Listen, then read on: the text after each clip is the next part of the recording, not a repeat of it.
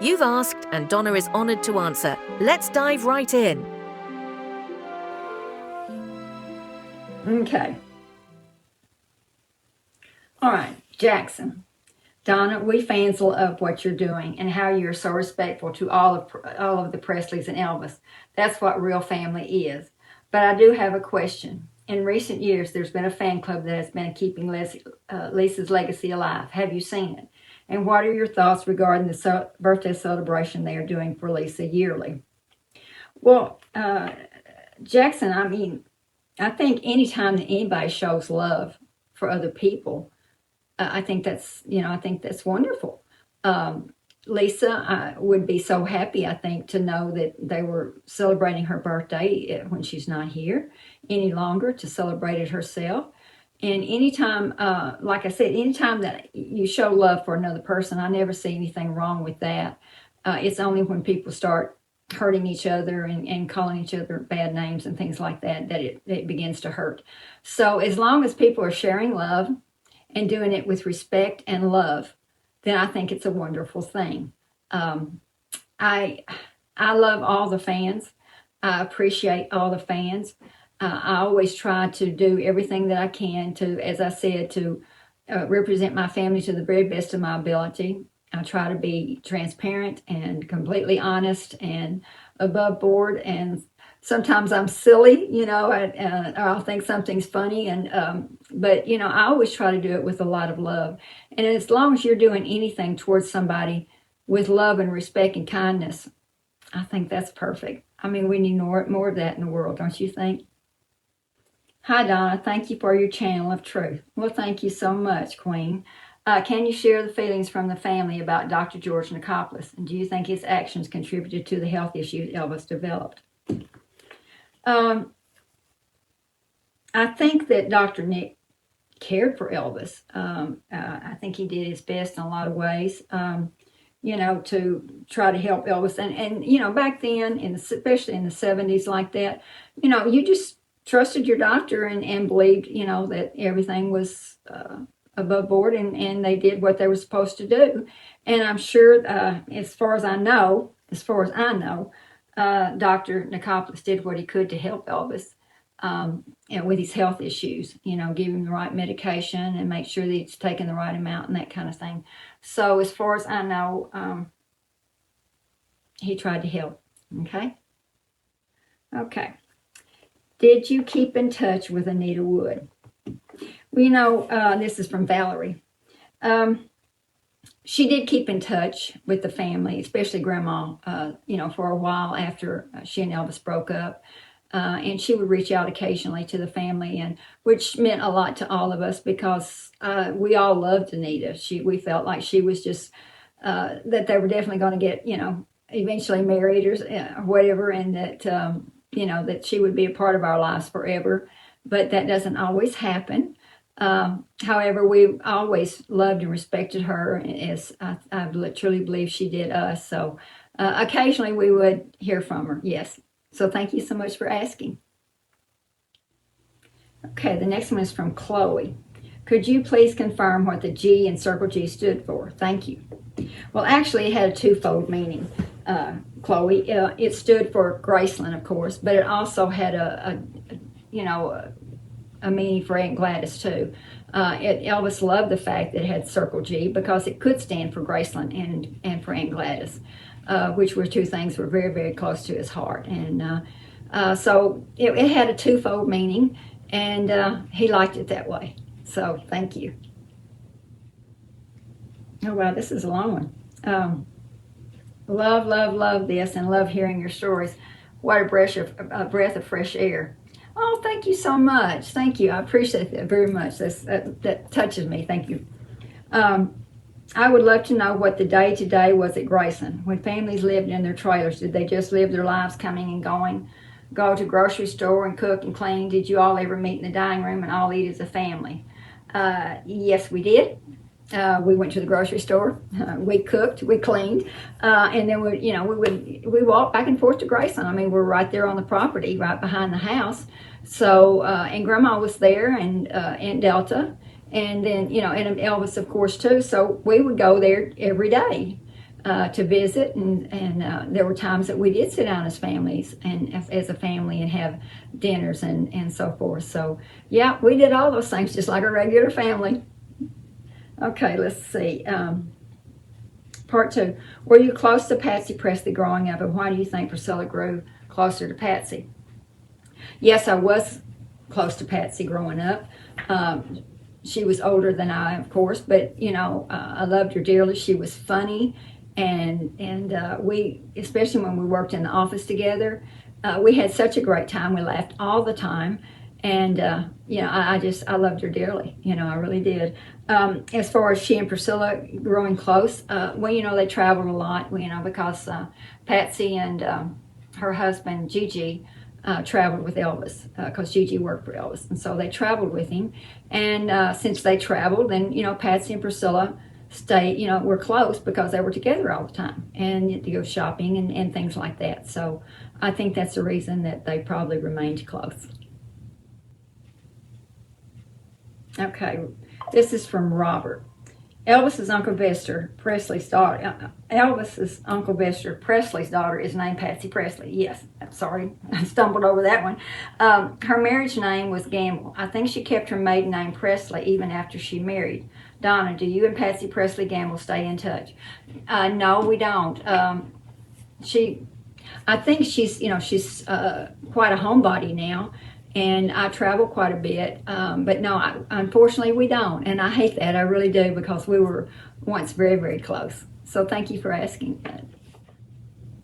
Okay, hi Donna, this is from EP. Okay, I have a question for you. What is your favorite memory of Elvis and Lisa Marie? Well, my favorite memory of Elvis is the first time he met my oldest son. My son was 3 months old, and I had taken him over to Graceland, and we were visiting with Grandma in her room, and Stacy, my son, was laying on the bed, and Elvis and Linda Thompson walked in. They'd been out at the pool, and he had on swim trunks and a robe, and his hair was all tousled, and he still looked like a Greek god. It was amazing. But he walked over and patted me on the head and kissed me on top of the head. And he said, "Hey, Donnie, how are you?" And I said, "I'm fine, Elvis." And he looked at the baby and he said, "So who is this?" And I said, "It's my son." So he said, "Can I hold him?" I said, "Of course you can." So he picked him up and he was playing with Stacy and everything. And, Elvis gave a nickname to everybody. Mine was Donnie. That's all he ever called me, was Donnie. And he said, I think I'm going to call him Little Elmer Fudd. And he was kissing him on the back of the neck and bouncing him up and down. And he said, "So what's his name?" And I said, "Stacy, Aaron." And he just stopped what he was doing. And he looked at me and he said, "Aaron?" I said, "Yeah." He said, "That's my name." I said, "Yeah, I know that, Elvis. I named him after you." And tears welled up in his eyes, and he didn't want to get emotional, so he said, "Okay, so how do you spell it?" And I said, Aaron. He said, "That's right." And to show you what his mindset was and how he felt about family, he said, he looked down at my 3-month-old son, and he said, "Well, Stacy, I tell you what, when you get to be 18, you come see your old cousin, I'll put you to work." But that was the way he was, always thinking about protecting and loving and taking care of family. And as far as Lisa's concerned, there were many times she'd come out to the office and she'd bring a plate of French fries, and we'd sit out there and eat French fries and talk about boys and lots of other things. So those are some of the fun times for me. And there was a time out at the swimming pool, and I think there's a picture around about that, where there was a bunch of us out there, and we were just laughing and joking and taking some photos, and she was putting up fingers behind people's heads and things like that. So just regular memories like that mean the world to me. So thank you for asking. Okay, let's see. Okay, this is from David. Miss Donna, exactly where were you when you heard Elvis had died, and why did the family live in trailers on the property? Was it zone laws about house being built behind Graceland? Well, I'll answer the second part first. we lived in trailers behind Graceland because that's where we lived in when we lived on the Circle G. And when Elvis sold the Circle G, or decided to sell it, he moved us all up to the hill, to Graceland, and we all had trailers back there behind the house, you know. So I don't know about zoning laws. I never thought about that at the time or anything, but that's why, because we already had them, and we moved them up there. And where was I when I found out Elvis died? I was at home. I had a 3.5-year-old son and an 11-month-old son, and I was at home with them. And my mother called me, and she was crying uncontrollably, and she kept saying, "Pray for Elvis, pray for Elvis." And I said, "What's wrong? What's wrong?" She said, "Just pray for Elvis," and she hung up. So being raised in a faith-based family and knowing that prayer changes things, I didn't know why, but I went and knelt down in the living room with my 2 little boys, and I just kept praying. I said, "I don't know what I'm praying for or what about, but God, just please watch over Elvis and take care of him." And she called me back about 20 minutes later, and she said, "Honey, it's too late." And she was crying so hard I could barely understand her. And she says, "Too late." I said, "What are you talking about?" And she said, "It's too late. It's too late. He's gone. Come to Graceland right now." So I went and had somebody in the family, my husband's family at the time, babysit my kids, and I went to Graceland. And I walked in the back door, and as I always did, and walked to Grandma's room, and Uncle Vernon was sitting in the chair outside Grandma's room, and he was on the phone, and I knelt down in front of him, and we just hugged, and we were both crying. And I said, "Uncle Vernon, I'm so sorry. I don't know what to say. I mean, it's awful." And he said, "I know, honey." He said, I don't know how to live without him, you know."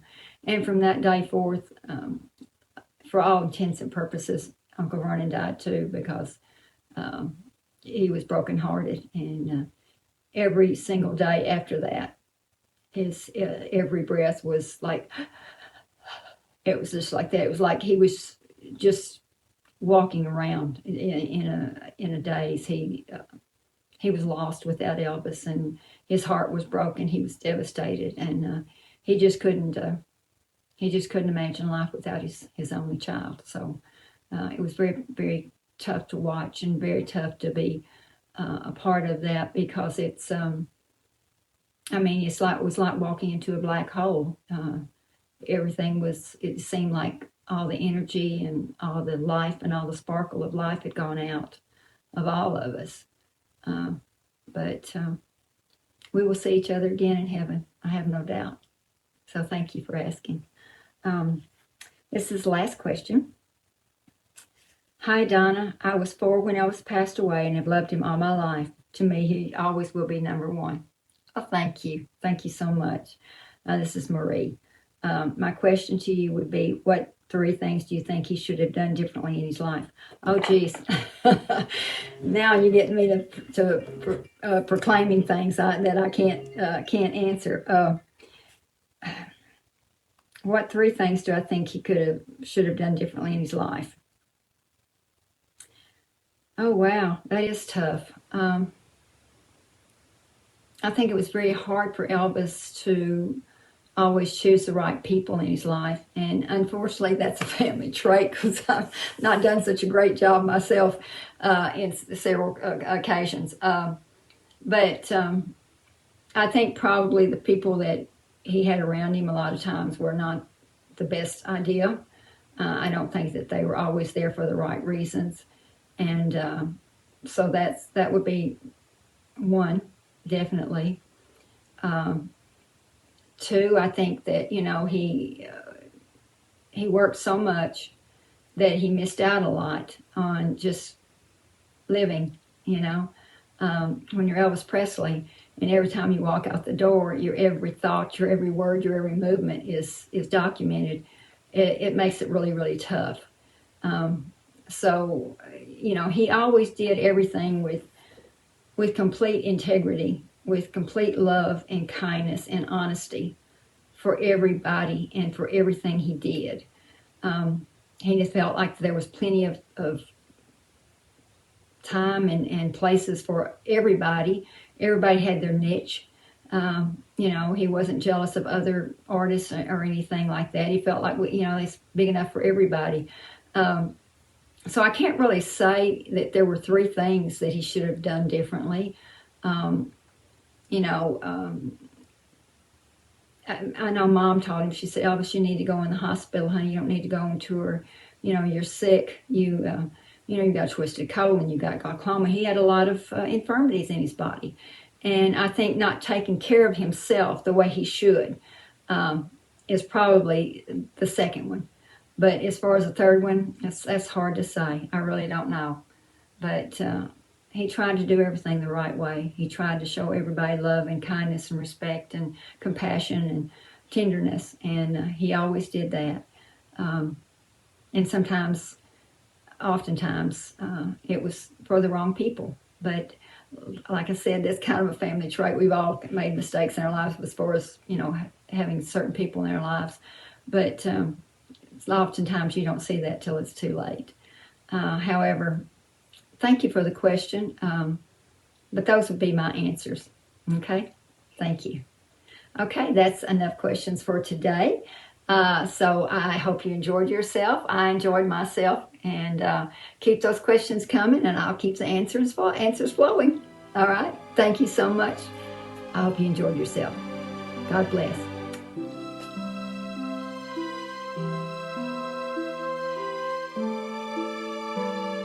You've heard Donna Presley's Unfiltered Answers. The questions keep coming, and so will the truth. Subscribe now and be part of the next conversation.